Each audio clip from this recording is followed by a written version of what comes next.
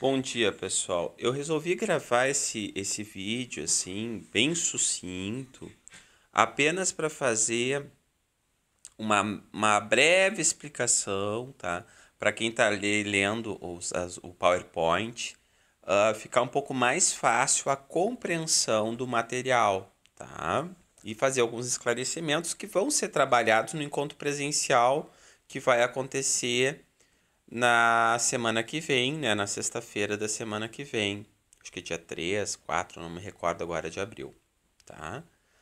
Bom, assim, ó, primeira questão, ponto riscado. Ponto riscado é um assunto extremamente complexo, não existe assim uma regra. Os pontos que eu coloquei ali são exemplos, tá? Exemplos de como uma entidade de determinada linha pode riscar. Não quer dizer que todas daquela linha vão riscar daquela maneira, tá? Existe uma certa lógica, existe uma certa coerência, existe assim entidades que riscam pontos usando determinados símbolos com maior assim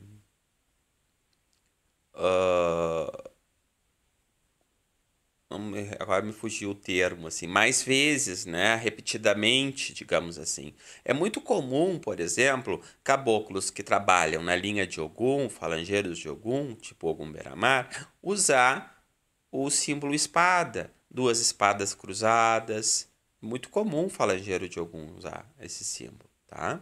Mas aí eu vou te dizer assim, todo falangeiro de Ogum tem que usar espada? Não, pode ser que ele use um escudo, pode ser que ele use escudo com espada, pode ser que ele use apenas o escudo, pode ser que ele use, por exemplo, um falangeiro de Ogum que tenha ligação com Oxóssi, que use uma espada com uma flecha.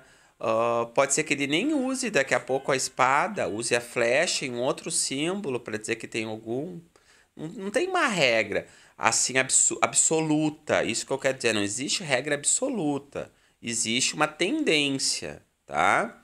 Normalmente, caboclos de algum usam esses símbolos, mas por isso que eu digo, se tiver riscado ali no chão duas espadas cruzadas, você já sabe que é uma entidade de Ogum, porque é o símbolo de Ogum, entende?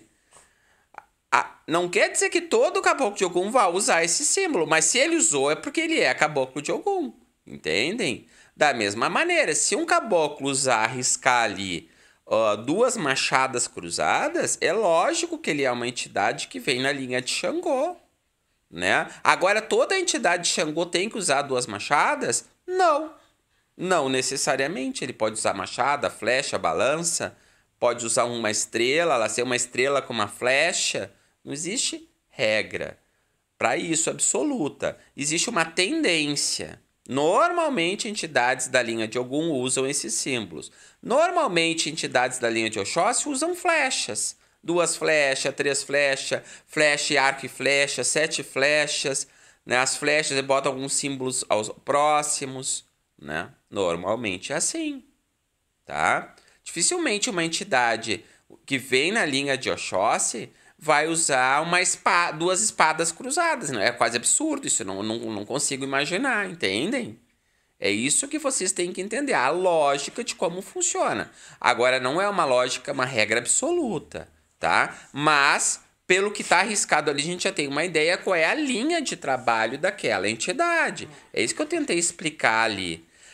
Tá? E assim fique bem claro, não quer dizer porque eu coloquei ali, por exemplo, cabocla de Oxum, coração, Oxum para Oxóssi, coração e flecha. Então todas vão ter que riscar assim. Não, não é uma regra absoluta, né? Ainda mais as entidades das mães, entidades de cabo de linha de Oxóssi, de linha de mãe, fica mais difícil ainda de tu saber como elas vão riscar. Não tem uma assim. A entidade vai ter que te mostrar no teu mental. A imagem aparece no teu mental e tu risca, tá? Claro que aí, pela lógica, tu vai entender que aqueles símbolos ali normalmente estão associados à linha principal de trabalho daquela entidade. Se é uma cabocla de Oxum, normalmente ela vai usar símbolos que estão ligados às mães. O coração, principalmente, ou a água do mar, né? Mais ou menos assim. Não que ela não possa usar eventualmente outros símbolos juntos, tá? Bom, eu quero só fazer um vídeo sucinto mesmo, tá? Para dar uma explicada. Outra questão que assim, que eu não expliquei ali e eu acho importante.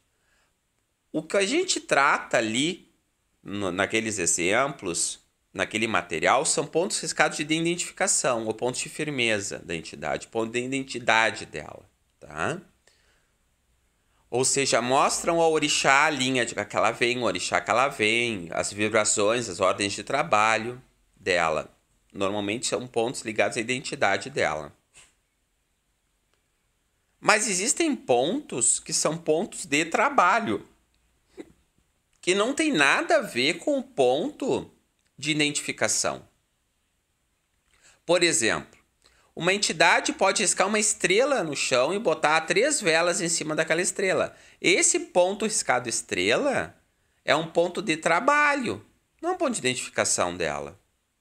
Ela pode riscar um círculo no chão e botar uma vela dentro, é um ponto de trabalho. Existem pontos de trabalho de defesa, existem pontos de trabalho para movimentação energética. Tem entidade que risca estrela, tem entidade que risca, por exemplo, um triângulo com algum símbolo dentro, um quadrado com símbolo dentro para descarrego. Entende? Isso aí é uma outra. A gente entra, digamos assim, num outro arsenal de informações. Né? Por exemplo, o quadrado está muito ligado ao elemento terra, está ligado a Xangô, a Iorimá, né? Pelo equilíbrio do quadrado, a Iorimá por estar ligado ao elemento terra. Então é usado muito para descarrego. Quando a entidade risca um quadrado e coloca símbolos dentro, ela está fazendo aquele símbolo para descarrego.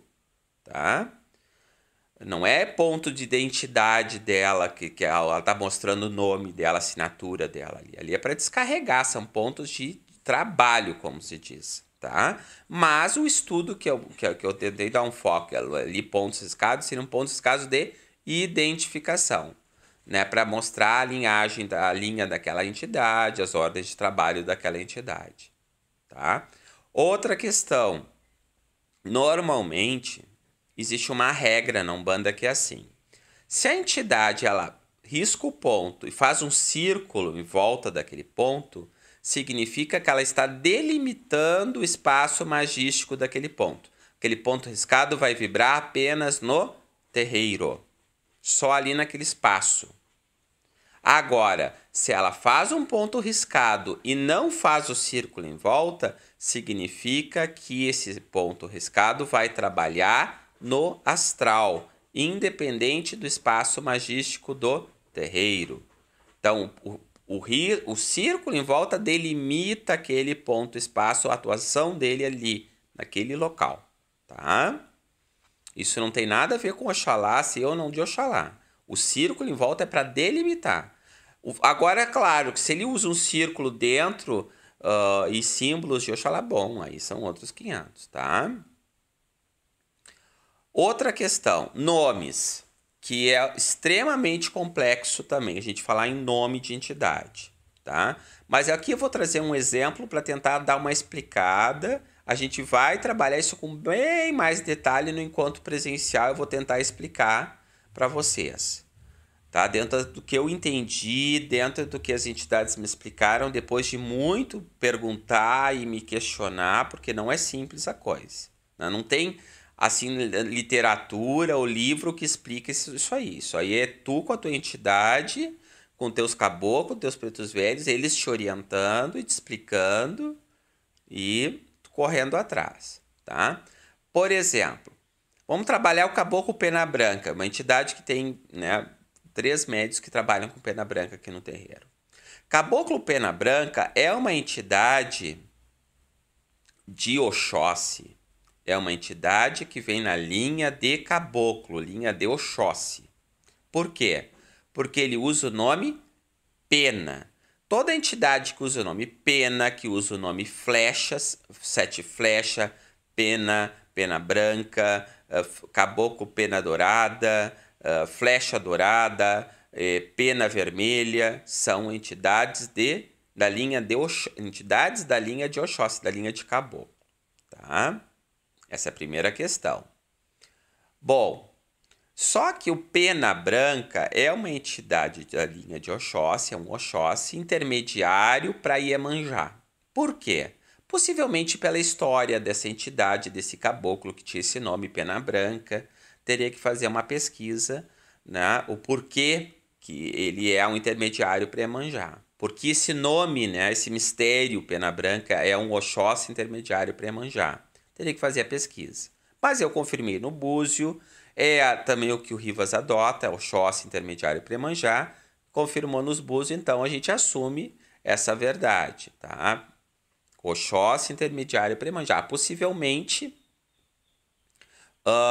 pela história do caboclo, tá?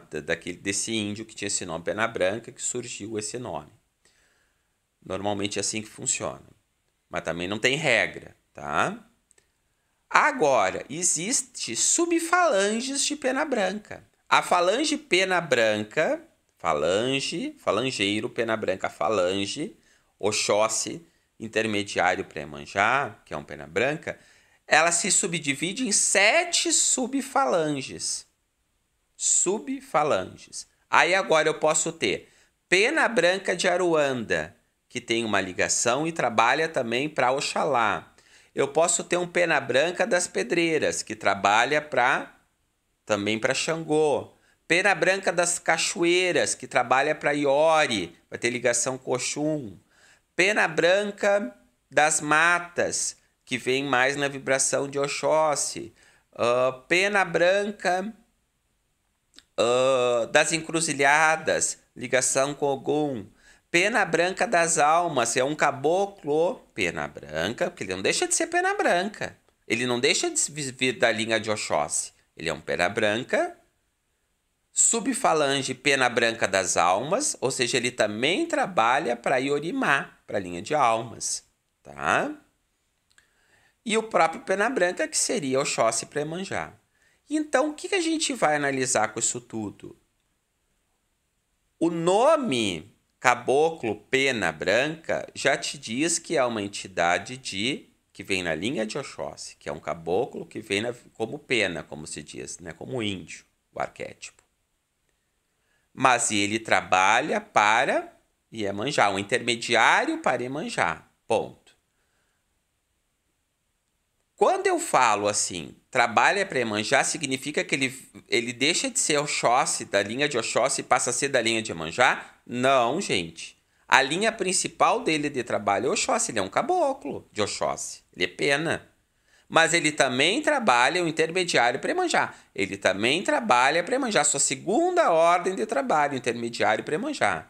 Mas ele é um Pena Branca das Pedreiras. Então significa, ele é um caboclo, ele tem o arquétipo de índio, ele vem na linha de caboclo, mas ele também trabalha na linha das mães, na linha de Iemanjá, e também trabalha na linha de Xangô. E possivelmente, até por ele mesmo esse nome, Pena Branca das Pedreiras, significa que ele tem, né, uma vibração muito forte. O ponto de atuação dele na natureza é as pedreiras. E por isso ele vibra muito para a energia de Xangô. Tá? Mas não quer dizer que ele não seja um índio, que ele não seja um caboclo de Oxóssi. Ele não vai simplesmente sair da linha de Oxóssi e passar lá para ser um caboclo de Xangô. Entende? Para ser ele não vai sair. Isso que eu quero explicar. O fato dele ser um Pena Branca das Pedreiras não tira ele da linha de Oxóssi, no meu entendimento, e passa ele para a linha de Xangô. Ele continua sendo da linha de Oxóssi, mas ele tem uma vibração muito forte de Xangô, porque o ponto de atuação dele, de trabalho dele principal é nas pedreiras, na vibração de Xangô. Mas ele também trabalha na linha das mães para Iemanjá, porque ele é um Pena Branca, entende? Mesma coisa, você tem que entender, por exemplo, Ogum Beramar, que eu trabalho. Ogum Beramar do Oriente, ou Ogum Beramar de Aruanda, tá? Ogum Beiramar é um Ogum intermediário para Xangô, tá? Isso está definido. Agora, quando eu digo assim que ele é um intermediário para Xangô, ele deixa de ser Ogum, ele deixa de vir na linha de Ogum, ele passa a ser uma entidade que passa a vir na linha de Xangô? Não. Ele continua sendo Ogum. Ele apenas trabalha também para Xangô. Ele é um intermediário para Xangô. Ele tem ordens de trabalho com Xangô. Tá? Mas ele jamais vai deixar de ser Ogum. A vibração principal dele, a linha principal de trabalho dele é Ogum. Linha de Ogum. Tá? Assim como o Pena Branca é linha de Oxóssi. Mas ele é um Pena Branca de Aruanda. Desculpa, ele é um Ogum Beramar de Aruanda. Ou do Oriente. Aí o que acontece? Ele também trabalha na linha de Oxalá. Ah, mas então agora, porque ele tem o nome Ogum Beramar do Oriente, ele não é um caboclo mais de Ogum, ele não vem na linha de Ogum, ele tá lá na linha de Oxalá. Não, eu não penso assim, ele continua na linha de Ogum. Ele apenas tem ordens de trabalho, tanto na linha de Xangô, para Xangô, como na linha de Oxalá, que é essa linha do Oriente, tá bem? Eu acho que vai ficar um pouquinho mais claro para vocês entenderem, tá? Mas assim, no encontro presencial a gente vai responder dúvidas, vamos conversar com mais calma. É um assunto complexo. Por exemplo, os nomes têm uma relação às vezes com algumas questões, né? Principalmente caboclos de Xangô, tu vê muito entidades que usam astro, né? Caboclo Sol, Caboclo Lua, Caboclo Estrela, são entidades que vêm na vibração principal da linha de Xangô, né? Por exemplo, como Caboclo da Lua, é uma entidade que vem na linha de Xangô, mas ela é uma entidade que intermedia para Iemanjá. Então ele também trabalha na linha das mães. Mas se fosse um caboclo da lua do Oriente, ou um caboclo da lua de Aruanda, significa o quê? É uma entidade de Xangô, ele não vai deixar de ser Xangô. Ele não vai deixar de trabalhar na linha das mães, porque ele tem o nome Lua. Mas ele também trabalha na linha de Oxalá, caboclo da lua de Aruanda. Subfalange, né? Uma subfalange, tá? Abração.